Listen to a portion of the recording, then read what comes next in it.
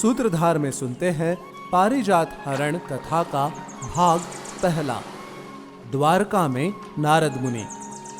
एक बार श्री कृष्ण अपनी पत्नी रुक्मिणी के साथ रैवतक पर्वत पर गए। वहां देवी रुक्मिणी ने एक समारोह का आयोजन किया और श्री कृष्ण स्वयं अतिथि सत्कार में लग गए। वो अतिथि सत्कार में कोई भी कमी नहीं रखना चाहते थे। इस समारोह में श्री कृष्ण की पटरानियां और उनकी दासियां भी शामिल हुई। जब श्री कृष्ण देवी रुक्मिणी के साथ बैठे थे तभी वहां नारद मुनि आए। श्री कृष्ण और रुक्मिणी ने नारद मुनि का अभिवादन किया और उन्हें अपने समीप स्थान पर बिठा दिया। आतिथ्य स्वीकार करने के पश्चात नारद मुनि ने श्री कृष्ण को दैवीय पारिजात वृक्ष का पुष्प अर्पित किया। श्री कृष्ण ने वो पुष्प नारद मुनि से लेकर अपने पास बैठी देवी रुक्मिणी को दे दिया। देवी रुक्मिणी ने पुष्प लेकर अपने बालों में सजा लिया। ये देखकर नारद मुनि ने प्रशंसा करते हुए कहा, देवी, ये पुष्प तो आपके लिए ही बना प्रतीत होता है। पारिजात वृक्ष का ये पुष्प अत्यंत ही दैवीय है। ये 1 वर्ष तक ऐसे ही खिला रहेगा और ये आपकी इच्छा के अनुरूप ही सुगंध प्रदान करेगा। ये पुष्प सौभाग्य लाता है और इसे धारण करने वाला निरोगी रहता है। 1 वर्ष की समाप्ति के बाद ये अपने दैवीय वृक्ष पर वापस लौट जाएगा। ये पुष्प मरणशील प्राणियों की पहुंच से बाहर है और ये देवताओं तथा गंधर्वों को अत्यंत प्रिय है। देवी पार्वती प्रतिदिन इन पुष्पों को धारण करती हैं और देवी शची को भी ये इतने प्रिय हैं कि वो प्रतिदिन इनकी उपासना करती हैं।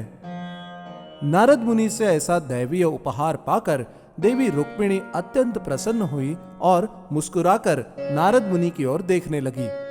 देवी रुक्मिणी की ओर देखकर नारद मुनि ने कहा, आज सत्राजित की पुत्री सत्यभामा, जिन्हें हमेशा ही ये गर्व रहता है कि वो माधव को सर्वाधिक प्रिय हैं, जान जाएंगी कि कौन अधिक सौभाग्यशाली है। आज ये पुष्प आपको देकर श्री हरि ने ये प्रमाणित कर दिया कि महज आप ही उनकी आत्मा का अंश हैं। ये सारा वार्तालाप सत्यभामा की दासी सुन रही थी। वो तुरंत ही सत्यभामा के पास गई और उन्हें सारा वृत्तांत बताया। देवी सत्यभामा, जिन्हें हमेशा अपनी सुंदरता का गर्व रहता था, इस बात को सह नहीं पाई। इस समाचार से उनके अंदर ईर्ष्या उत्पन्न हो गई और उन्हें क्रोध आ गया। उन्होंने अपने सारे आभूषण त्याग कर श्वेत वस्त्र धारण कर लिए। उन्होंने अपने बालों का जूड़ा बनाया और अपने निजी कक्ष में चली गईं। अपने बिस्तर पर बैठकर हाथ में लिए हुए कमल पर लगातार आंसू बहाते हुए वो भूमि पर अपने पैर के अंगूठे से घेरे बनाने लगी। जैसे ही श्री कृष्ण को सत्यभामा के क्रोध का भान हुआ, उन्होंने रुक्मिणी और प्रद्युम्न को नारद मुनि के सानिध्य में छोड़कर देवी सत्यभामा के निजी कक्ष की ओर प्रस्थान कर लिया। जैसे ही वो वहां पहुंचे, उन्होंने संकेत करके सभी दासियों को वहां से जाने के लिए कहा और स्वयं द्वार पर खड़े रहकर अपनी हृष्ट प्रियतमा को निहारते रहे। जैसे ही उन्होंने देखा कि सत्यभामा ने बिस्तर पर लेटकर अपना मुंह ढक लिया है, तब वो चुपके से कक्ष के अंदर आए और शांति से बिस्तर के पीछे खड़े हो गए। वो ठिठोली करते हुए पंखा झलने लगे, जिससे कक्ष में हवा चलने लगी। दैवीय पारिजात वृक्ष के पुष्प को स्पर्श करने के कारण उनके हाथ से निकली मनमोहक सुगंध पूरे कक्ष में फैल गई। जैसे ही देवी सत्यभामा को उस मधुर सुगंध की भनक लगी, उन्होंने अपना मुंह बाहर निकाला और बैठकर जिज्ञासु होते हुए उस सुगंध के स्रोत को ढूंढने लगी। चारों ओर देखते हुए उन्होंने श्री कृष्ण को अपने पीछे खड़ा पाया। जैसे ही सत्यभामा ने अपने प्रियतम को देखा, उनके नेत्रों से अश्रुधारा बहने लगी। देवी सत्यभामा भावावेश में इतनी लिप्त हो गई कि उनके मुख से शब्द भी उच्चारित नहीं हुए। उन्होंने गहरी सांस ली और नीचे देखने लगी। फिर धीरे से उन्होंने अपनी भौं यानी कि भ्रुकुटी उठाकर श्री कृष्ण को देखा और कहा, आप अत्यंत प्रसन्न लग रहे हैं। इतना कहकर सत्यभामा की आंखों से आंसू गिरने लगे। अपनी प्रियतमा को ऐसी अवस्था में देखकर श्री कृष्ण उनके समीप जाकर बैठ गए और अपने हाथों से उनके आंसू पोंछने लगे।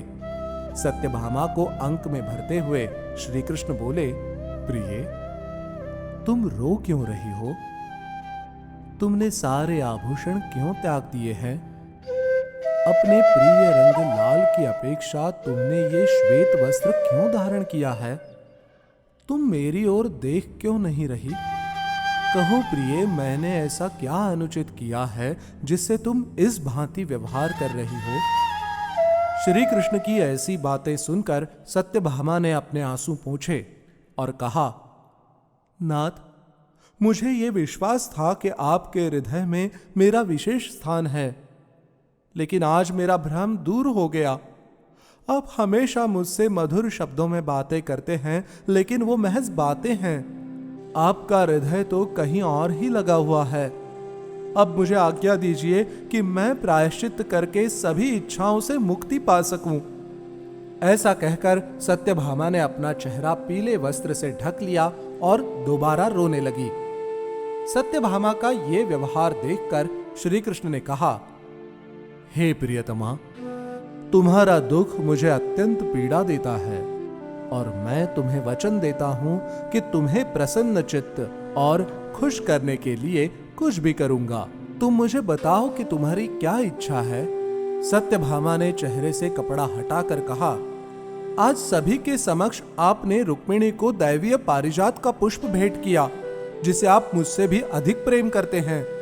मुझे मेरी दासियों ने बताया कि नारद मुनि ने आज सभी के सामने रुक्मिणी को ही आपकी प्राणप्रिय पत्नी बताया है, जो मुझे शर्मसार करता है। सत्यभामा के दुख का वास्तविक कारण जानकर श्री कृष्ण बोले, जब नारद मुनि ने वो पुष्प मुझे दिया तो मैंने रुक्मिणी को वो इसलिए दिया क्योंकि वो मेरे पास बैठी थी। हालांकि यदि इसी बात ने तुम्हें इतना दुखी किया है तो मैं पारिजात का वृक्ष लाकर तुम्हारे बाग में उसे लगा दूंगा। क्या इससे तुम्हें प्रसन्नता होगी?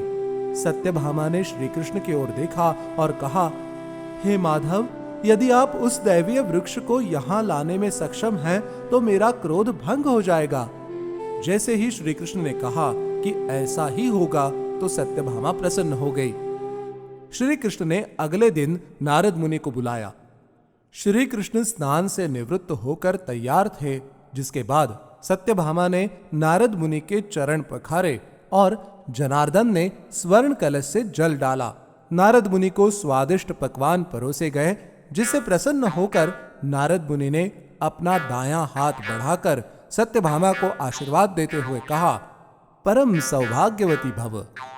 तभी श्री कृष्ण ने पूछा, हे देवर्षि, कल आपने जो पुष्प दिए थे, मुझे उस पारिजात वृक्ष के विषय में कुछ और बताइए। नारद मुनि ने सत्यभामा और श्री कृष्ण को उस दैवीय वृक्ष की उत्पत्ति के विषय में बताया। वो वृक्ष कश्यप ऋषि द्वारा उत्पन्न किया गया, जिसे उन्होंने अपनी पत्नी देवी अदिति को उपहार स्वरूप भेंट किया। देवी अदिति ने पुण्यक व्रत के पश्चात अपने पति कश्यप ऋषि के साथ मिलकर परंपरा के तौर पर दक्षिणा के रूप में नारद मुनि को वो वृक्ष दान कर दिया।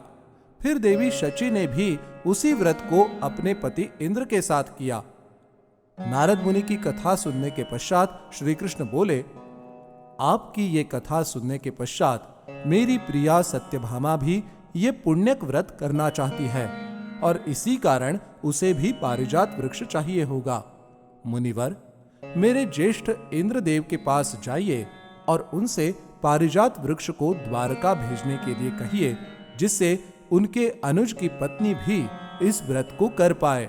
सभी कर्मकांड करने के पश्चात मैं उस वृक्ष को अमरावती के बाग में पहुंचा दूंगा। श्री कृष्ण की बात सुनकर नारद मुनि बोले, केशव, ये वृक्ष इंद्र को अत्यंत प्रिय है और मैं नहीं मानता कि वो इसे कभी भी स्वयं से दूर करेंगे। एक बार महादेव ने भी देवी पार्वती के लिए उस वृक्ष को उनसे मांगा था और इंद्र ने उन्हें मना कर दिया था।